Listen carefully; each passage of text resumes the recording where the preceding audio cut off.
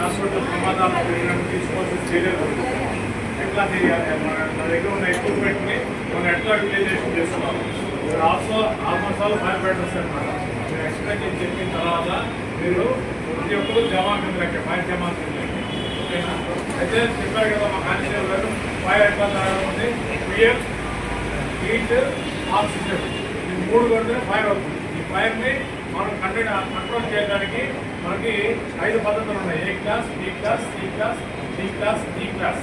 ఏ class అంటే ఖాళీ పూర్తి అయిపోయాయి, అంటే వరి, పంటపప్పలు, ఇళ్ళు.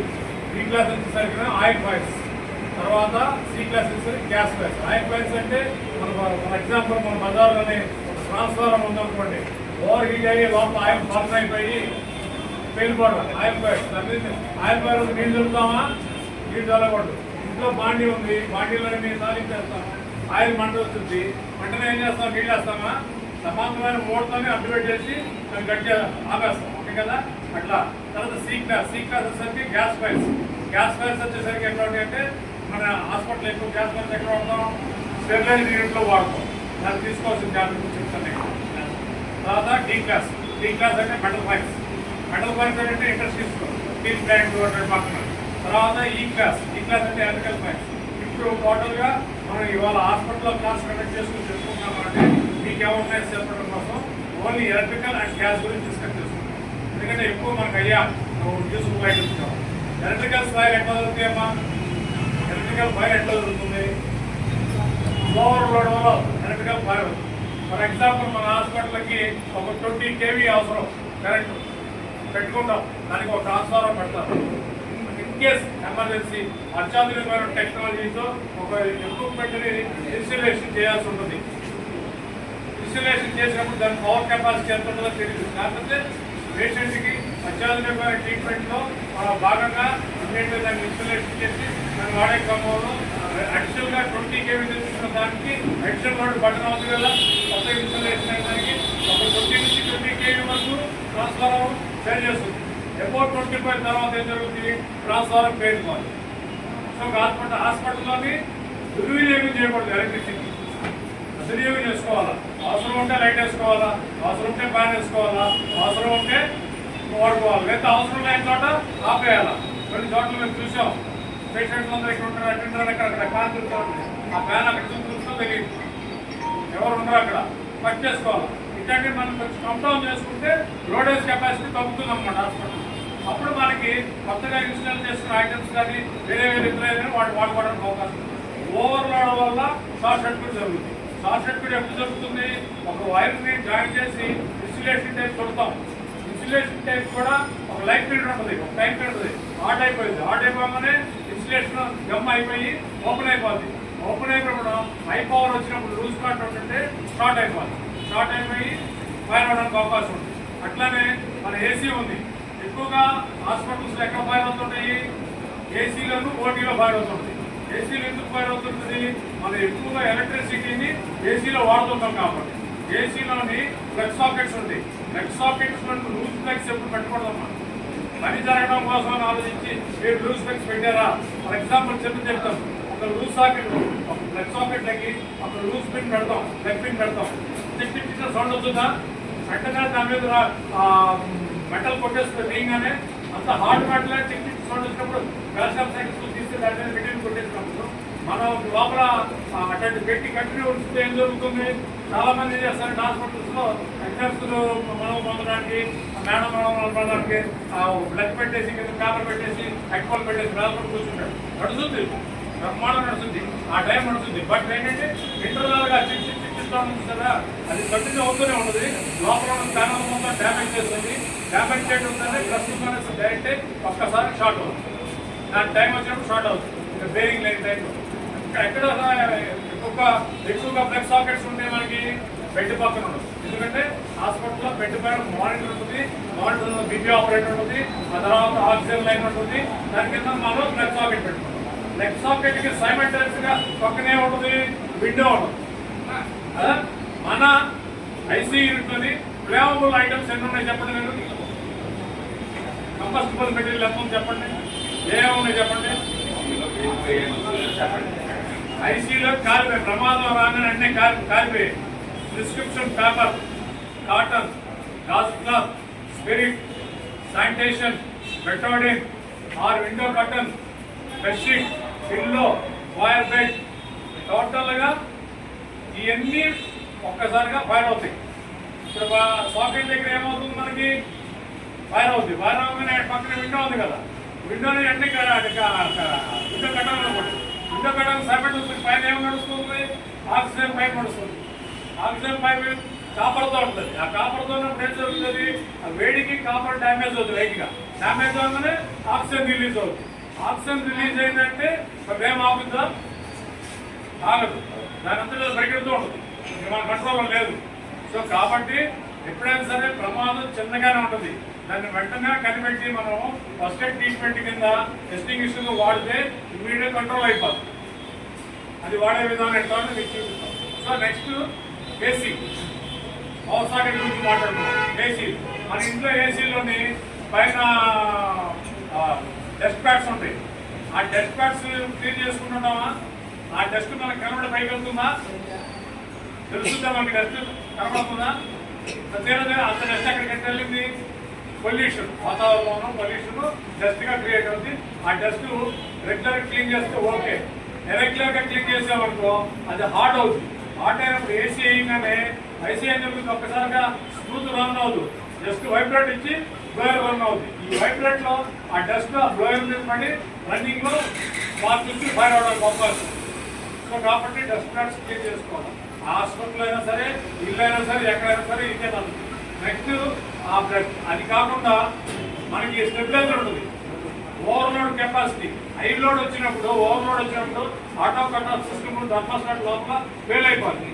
స్టెబిలైజర్ ఫెయిల్ అయిపోతే ఫైర్ అవుతుంది. లేదంటే ఆటో యూనిట్ ఉంటుంది. ఆటో యూనిట్ ఇప్పుడు లేటెస్ట్గా ఏసీలు ఇన్బిల్ట్ ఇన్వర్టర్ టైప్ అని చెప్పి ఇచ్చాడు వాడు. ఓకే, వాడు టెక్నాలజీ అడ్వాన్స్ చేసాడు, ఓకే కాదంట.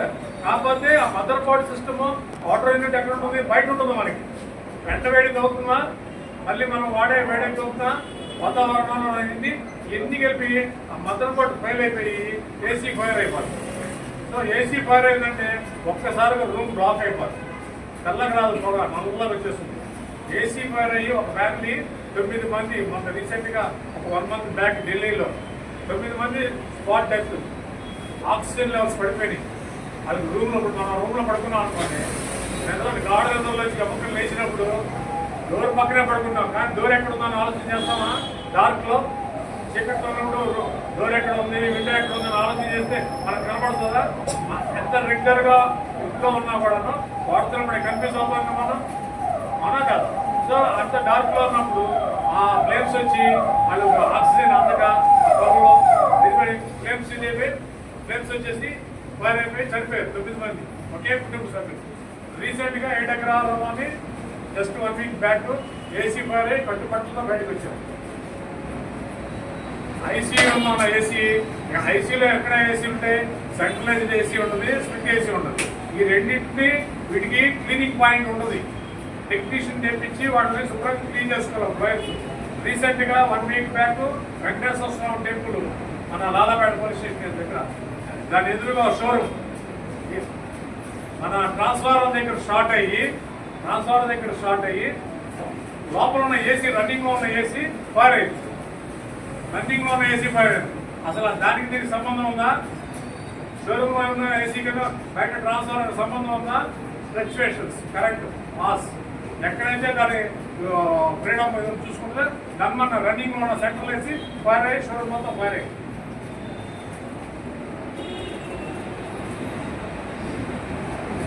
సో కాబట్టి ఏసీని మనం సబ్స్టెంట్ క్లీన్ చేసుకుంటాం.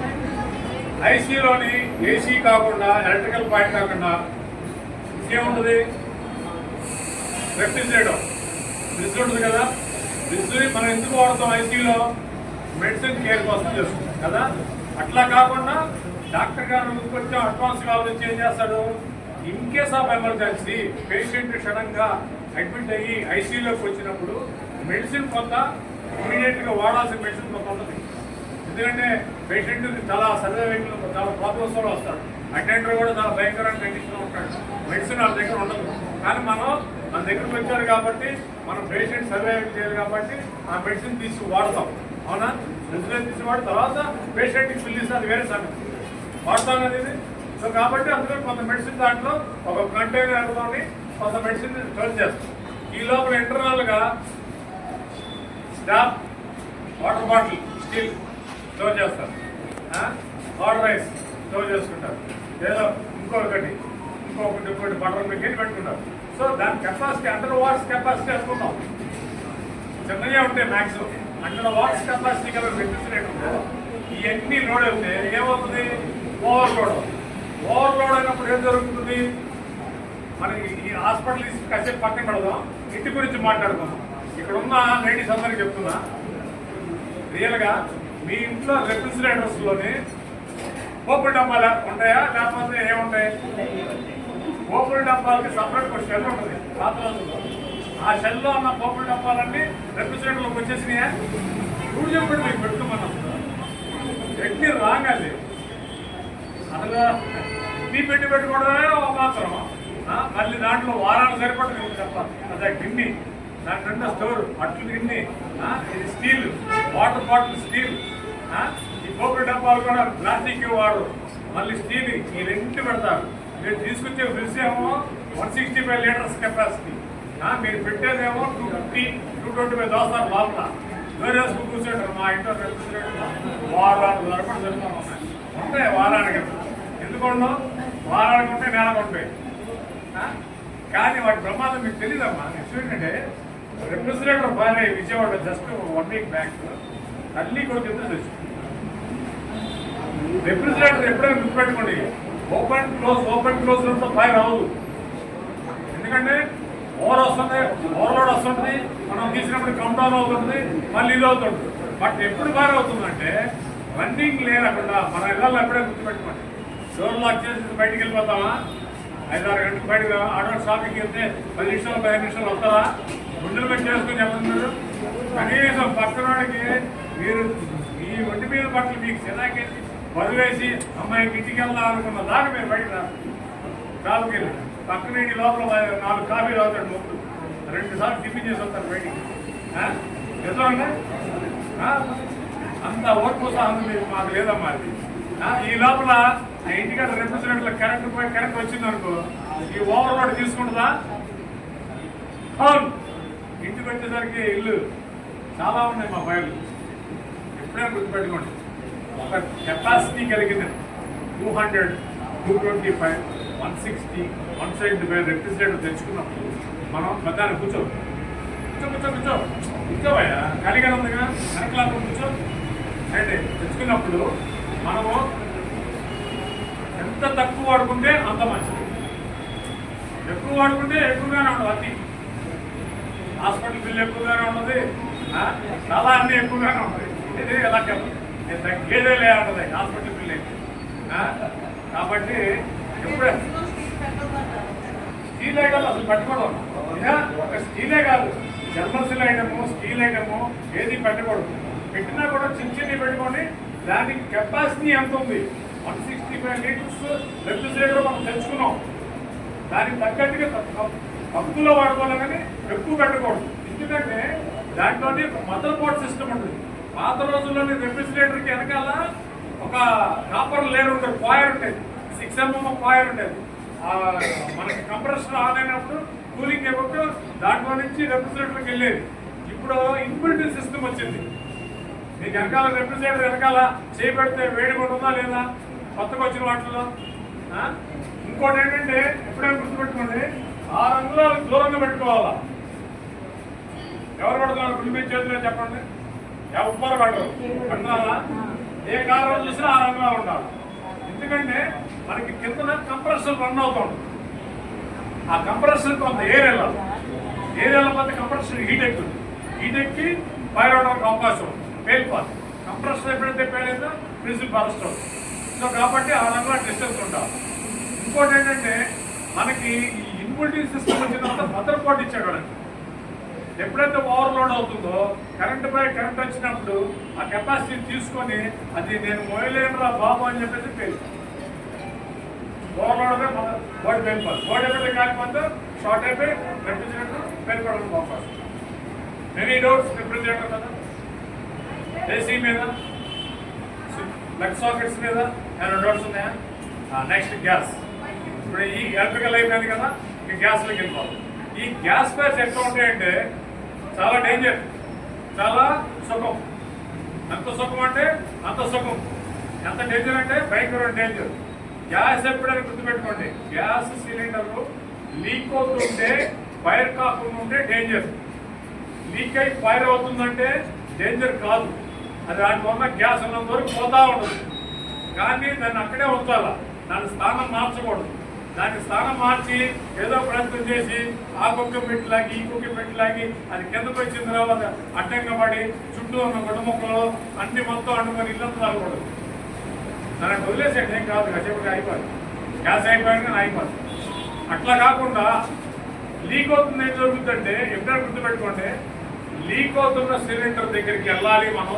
మనకు లీక్ అయిపోయింది అనుకుంటే మనం వెంటనే ఫాస్ట్గా పరిగెత్తకూడదు, మెల్లిగా వెళ్ళాలి, చాలా జాగ్రత్తగా వెళ్ళాలి. వెళ్ళిపోయి డోర్లు మెల్లిగా తెరవాలి, కిటికీలు మెల్లిగా తెరవాలి. వెంటిలేషన్ మనం ఎప్పుడైతే క్రియేట్ చేస్తామో ఈ గ్యాస్ మొత్తం బయటికి వెళ్ళిపోవాలి. గ్యాస్ మొత్తం బయటికి వెళ్ళిపోగానే అడావిడి పడకూడదు, ఎప్పుడు చాలా నిదానం.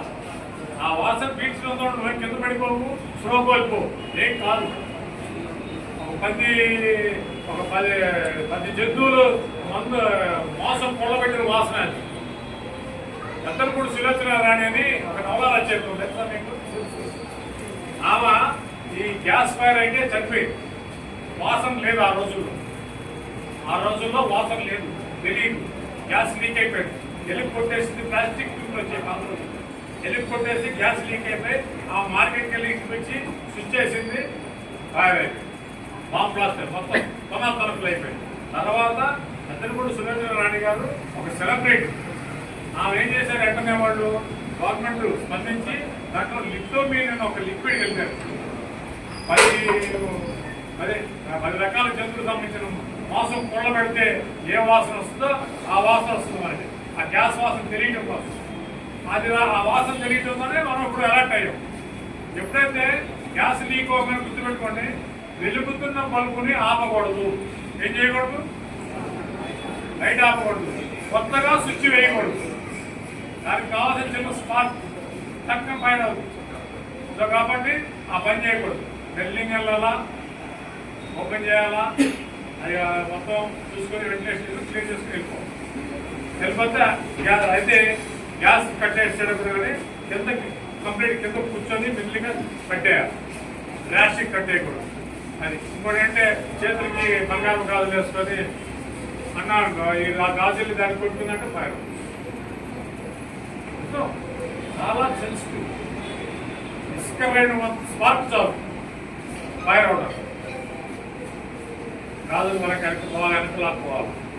ఐటమ్స్ ఏమన్నా కూడా చేసి ఉంగరాలు చేయగలుగుతూ లోపలికి కలుగుతాయి. కాబట్టి జాగ్రత్త ఉండాలా. నెక్స్ట్ వెలుగుతున్న బల్బుని ఆపకూడదు, కొత్తగా స్విచ్ వేయకూడదు.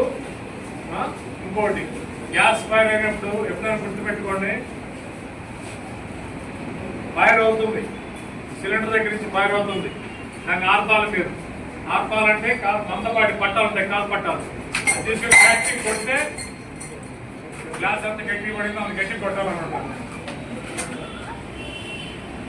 చూసారా అంత సైలెంట్ గ్లాస్ ఇవ్వడం కదా, గ్లాస్ ఎంత కింద గట్టి పడిందో ఆ రకంగా గట్టికి పడితే ఆ మంట ఆగిపోతుంది. ఆ మంట ఆగిపోవడంతోనే రెగ్యులేటర్ కట్టేస్తే అయిపోద్ది. లేదు రెగ్యులేటర్ కట్టేయడానికి పాసిబిలిటీ లేదు, రెగ్యులేటర్ కూడా కాలిపోయింది. ఓకే, సిలిండర్ వేడెక్కుంటుంది, ఒక తడి కొట్టు పట్టుకొని సిలిండర్ జాగ్రత్త పట్టుకొని ఎటువంటి పరిస్థితులు షేక్ రాకుండా జాగ్రత్త తీసుకొచ్చి బయట పెట్టేసి వదిలేస్తే గ్యాస్ సేపు గ్యాస్ వెళ్ళిపోయి ఆగి. కంగారు పడకూడదు ఎప్పుడు. ఎలక్ట్రికల్ ఫైర్ అయినా సరే, గ్యాస్ ఫైర్ అయినా సరే కంగారు పడకూడదు. అయితే ఒకటి, గ్యాస్ ఫైర్ ఎప్పుడు మోకాల కింద వరకే ఉంటుంది. ఒక గ్యాస్ యొక్క ఇది మందం ఎక్కువ అనమాట. ఆ వాతావరణ శక్తి కింద మోకాల వరకే ఉంటుంది, పైకి రాదు. సో ఓకే, గ్యాస్ ఫైర్ గురించి ఏమైనా డౌట్స్ ఉన్నాయా? అట్లానే మనకి హాస్పిటల్లో ఫైర్ అయినప్పుడు మనకి ఫైర్ ఎప్పుడైనా సరే 300 పైకే ఉండదు, పొగ కింద ఉండదు. మనకి దారి తెలియదు. సడన్గా ఐసీయూలోకి వెళ్తాం, ఫైర్ అయింది. ఆ ఫైర్ అయిన వెంటనే మనం ఏం చేయాలా, కింద కూర్చుంటే చాలు. కింద కూర్చుండిపోతే మనకి మొత్తం దారి కనపడుతుంది. అంటే హ్యాండ్కర్చీఫ్ పట్టుకొని పేషెంట్స్ని మనం బయటికి తీసుకెళ్లే ప్రక్రియ చేయాలి. పేషెంట్స్ని బయటికి తీసుకెళ్ళడానికి మన దగ్గర రెస్క్యూ మెథడ్స్ 14 ఉన్నాయి. వాటిలో మీకు ఒక 4 చెప్తాను, అవి మీరు చేయగలిగినవి.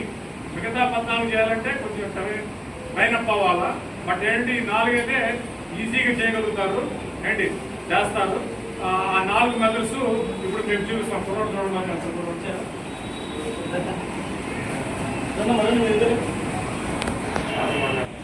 2 హ్యాండ్ మెథడ్ మా దాంట్లో, అంటే దాన్ని మేము అట్లా కన్వర్షన్ చేసాం. ఎందుకంటే మీ బ్రెయిన్లోకి వెళ్ళడం కోసం. అంటే 2 హ్యాండ్ మెథడ్. 2 హ్యాండ్ మెథడ్ ఇద్దరికి కాలు దెబ్బ తగిలింది. ఈ కాలు దెబ్బ తగిలింది, నడవలేడు, పరిగెత్తలేడు, ప్రమాదం జరిగింది. వెంటనే స్ట్రెచ్చర్ వచ్చుద్దా, వీల్ చైర్ వచ్చుద్దా, అడవలేదు అంటే 2 హ్యాండ్ మెథడ్ పట్టుకొని ఈ కాలు పట్టుకొని తీసుకెళ్ళిపోవాలి. ఓకేనా? నెక్స్ట్ అవాపచాడుతున్నాను చిన్నప్పుడు. అవాపచి 4 హ్యాండ్ మెథడ్ అంటారండి ఇంగ్లీష్లో.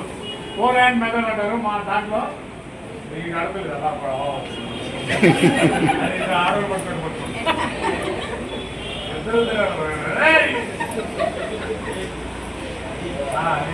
4 హ్యాండ్ మెథడ్. 4 హ్యాండ్ మెథడ్ అంటే ఇట్లా. ఎందుకంటే ఆ 2 హ్యాండ్ మెథడ్ కంటే కూడా ఇంకొంచెం స్ట్రాంగ్ ఉంటుంది. ఇతను అన్కాన్షియస్ లో ఉంటాడు, స్ట్రోకోల్పై ఉంటాడు, లేకపోతే నడవలేని స్థితిలో ఉంటాడు. వాడిని సేఫ్ గా మనం తీసుకెళ్ళాలి. సో కాబట్టి 2 హ్యాండ్ మెథడ్ అయితే జారిపోవచ్చు, వెనక్కి జారిపోవచ్చు, ముందు జారిపోవచ్చు. 4 హ్యాండ్ అంటే చైర్ పొజిషన్ లో ఉంటాడు, కరెక్ట్గా ఉంటాడు. ఇంత బాగుంది, ఇప్పుడు బాగుందా?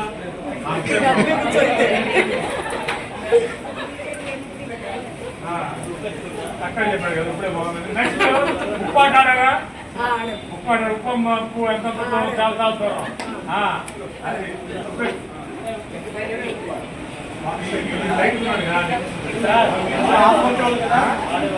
అదే వాడికి ఇస్తున్నాడు. ఏది ఎక్కేది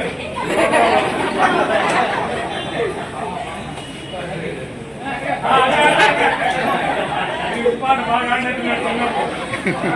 ఇప్పుడు ఇక్కడ ఏం జరుగుతుందంటే పేషెంట్ కి వెనకాల వీధి భాగం కాలిపోయింది, లెగవలేడు, రాలేడు. అతను వెంటనే తీసుకుని బయలుదేరు. ఓకేనా? ఇట్లా ఇదే దీన్నే రివర్స్ లో ఎక్కించుకుంటారు. దీన్ని పికే ప్యాక్ రివర్స్ అంటారు. దీన్నేమో పికే ప్యాక్ అంటారు, దాన్ని పికే ప్యాక్ రివర్స్ అంటారు. పికే ప్యాక్ రివర్స్ అంటే ఇప్పుడు గర్భిణీ స్త్రీలు ఉంటారు, వాళ్ళకి కలుపుతూ ఉంటారు, ముందర ఎదురు భాగం ఎదురు కాబట్టి వాళ్ళు ఇంకా రివర్స్ లో తీసుకెళ్ళిపోవచ్చు. బీపీ భాగం ఎదురు భాగం కాలిపోయిన మొగాళ్ళు అయినా సరే గర్భిణీ స్త్రీలనే తీసుకెళ్ళచ్చు. ఓకేనా? ఈ 4 మెథడ్స్ బాగున్నాయా? చేయగలుగుతారా? కంఫర్టబుల్గా ఉన్నాయా?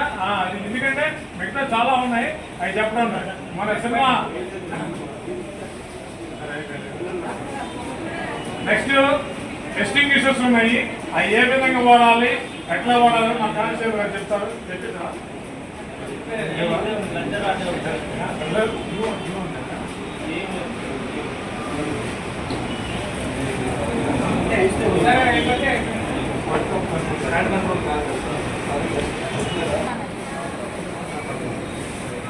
ఈ లాక్ తీసేసేసి ఈ క్యాప్ తీసి ఒక్కసారి దాన్ని హిట్ చేస్తే దీనిలోంచి గ్యాస్ వస్తుంది. పౌడర్, డ్రై కెమికల్ పౌడర్ అంటారు దీన్ని, DCP అంటారు అన్నమాట, డ్రై కెమికల్ పౌడర్.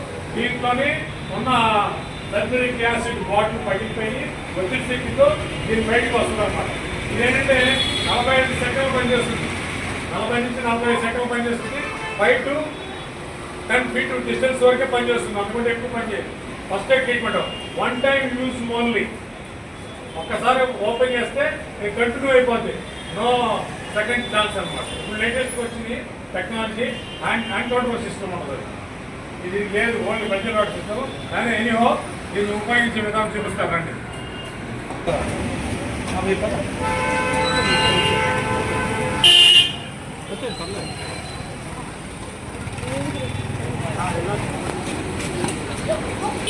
ఒకసారి కట్ చేస్తే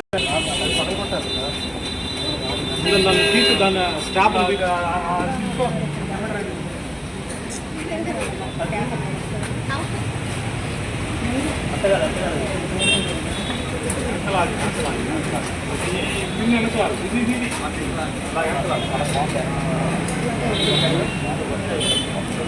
మోటార్ కదా మోటార్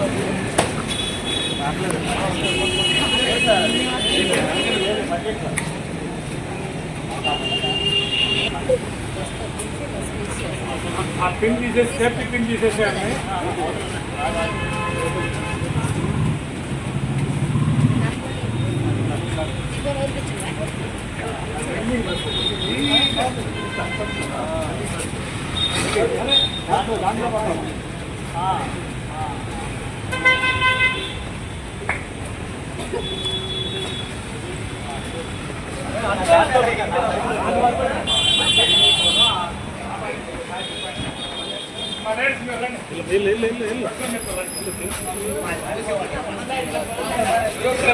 ఏం కాదు రామా.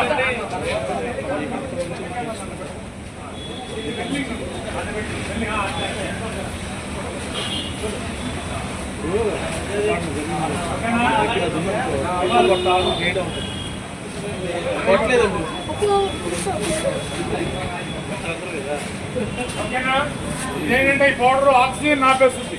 మనకి ఎంత పిఎల్ హీట్ ఆక్సిజన్ కొనాలా, హీట్లో ఆక్సిజన్ ఆపేస్తుంది. కానీ నేను ఎక్కువ ఉంటాయి వాతావరణం. ఓకేనా?